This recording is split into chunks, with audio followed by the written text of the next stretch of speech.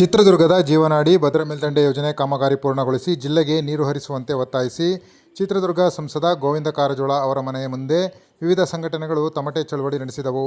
ಈಗಾಗಲೇ ಕಾಮಗಾರಿ ವಿಳಂಬವಾಗಿದೆ, ಯೋಜನೆಯೂ ಕೂಡ ವಿಳಂಬವಾಗುತ್ತಿದೆ. ಆದ್ದರಿಂದ ಕೇಂದ್ರ ಸರ್ಕಾರದಿಂದ ಸಂಸದರು 5,300 ಕೋಟಿ ರೂಪಾಯಿ ಅನುದಾನ ಬಿಡುಗಡೆ ಮಾಡಿಸಿಕೊಂಡು ಜಿಲ್ಲೆಗೆ ನೀರು ಹರಿಸಬೇಕು ಎಂದು ಒತ್ತಾಯಿಸಿದರು. ಇದಕ್ಕೆ ಪ್ರತಿಕ್ರಿಯಿಸಿದ ಸಂಸದ ಕಾರಜೋಳ, ಇದು ನನ್ನ ಬದ್ಧತೆಯಾಗಿದೆ. ನಾನು ಈಗಾಗಲೇ ನೀರಾವರಿ ಸಚಿವರ ಜೊತೆ ಮಾತನಾಡಿದ್ದು ಬಜೆಟ್ ಅಧಿವೇಶನದ ನಂತರ ಹಣ ಬಿಡುಗಡೆ ಮಾಡುವಂತೆ ಮನವಿ ಮಾಡಿದ್ದೇನೆ. ಆದರೆ ಕೇಂದ್ರ ಸರ್ಕಾರ ಎಲ್ಲ ಹಣವನ್ನು ಒಟ್ಟಿಗೆ ಬಿಡುಗಡೆ ಮಾಡದೆ ಹಂತ ಹಂತವಾಗಿ ಬಿಡುಗಡೆ ಮಾಡುತ್ತದೆ ಎಂದು ಸಮಾಧಾನಪಡಿಸುವ ಮೂಲಕ ಭರವಸೆ ನೀಡಿದರು.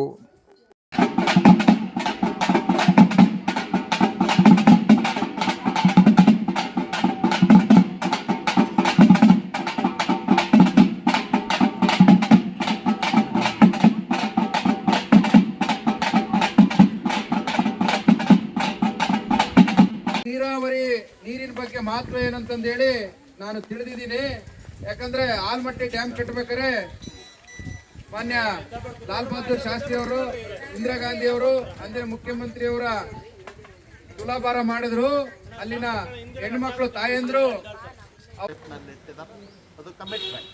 ಅದಕ್ಕೆ ಮೊನ್ನೆ ನಾನು ಅಧಿವೇಶನ ಮುಗಿಸಿ ಬರುವಾಗ 9ನೇ ತಾರೀಕಿಗೆ ಇದೇ ತಿಂಗಳು 9ನೇ ತಾರೀಕಿಗೆ ಕೇಂದ್ರ ಹಣಕಾಸು ಸಚಿವರನ್ನ ಮತ್ತು ಕೇಂದ್ರ ನೀರಾವರಿ ಮಂತ್ರಿಗಳನ್ನ ಭೇಟಿಯಾಗಿ ಬಜೆಟ್ ಪ್ರೊಸೀಜರ್ ಮುಗಿದ ಮೇಲೆ ಕೂಡಲೇ ಬಿಡುಗಡೆ ಮಾಡಬೇಕು ಅಂತ ಒತ್ತಾಯ ಮಾಡಿ ಹೇಳಿ ಬಂದಿದ್ದೆ.